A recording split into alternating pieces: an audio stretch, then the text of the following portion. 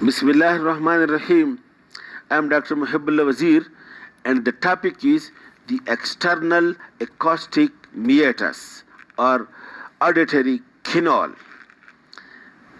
The external acoustic meatus, it leads from the concha of the ear to inside the ear. You look, this is the concha. It leads from over here to this canal.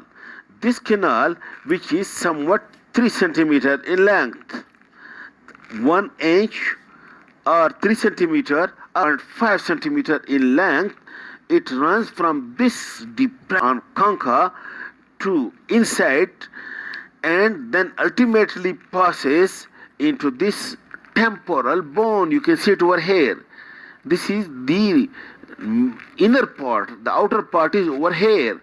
This is the inner bony part, and it is somewhat 3 centimeter in length, and it leads from the concha and to the inner side and is bounded over here by this tympanic membrane from this inward. This is the middle ear. The boundary line between the external acoustic meatus and the middle ear is this tympanic membrane.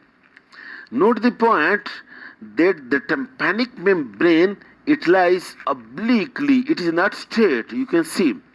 That's why this anterior wall or anterior-inferior wall is longer than, look, this posterior superior wall of the canal. This is posterior superior wall and this is anterior inferior wall. And note, this outer third is being lined on the by this same cartilage which is present in the ear pinna. That is, the same cartilage becomes continuous, and this outer part is being lined by the ear pinna, while this inner part of the external acoustic meatus, it is bony.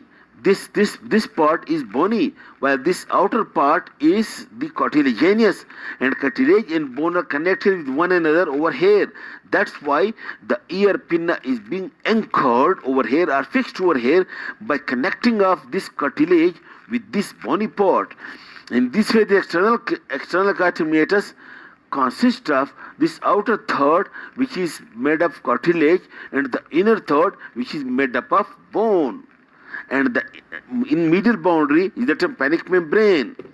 Then the inner surface of this tympanic membrane, external acoustic meatus, is being covered by a skin, and this skin in the outer part is hairy, and in the inner part it is non-hairy, and it is richly supplied with the sebaceous or ceruminous gland, which secretes a yellowish secretions which becomes the ear wax present in the ear. This is being secreted by this sebaceous gland present by the skin which lines the inner surface of the cartilage and the bone as well. Note another point, that the external acoustic meatus is not straight. This is, for example, you can see this is the outer opening, this one, and this is the tympanic membrane, the inner wall.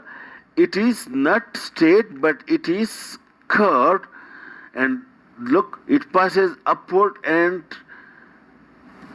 posteriorly and then anteriorly.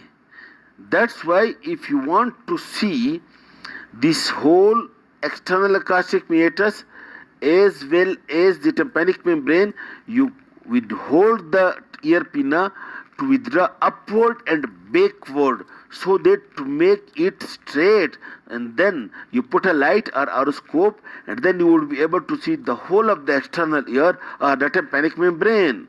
Look, because the canal is like this and then like this, rather say this and this.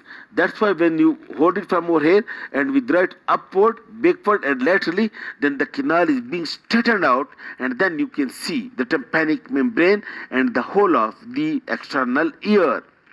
The external acoustic meatus is also supplied by the branches, the great auricular and lesser occipital, but it is also specially supplied by the branch of the vagus nerve or auricular branch of the vagus nerve, and also a small contribution by the facial nerve, the nerve supply of the external acoustic meatus. This is all about external acoustic meatus, and the inner boundary is the tympanic membrane. Then we will study the tympanic membrane in the next lecture.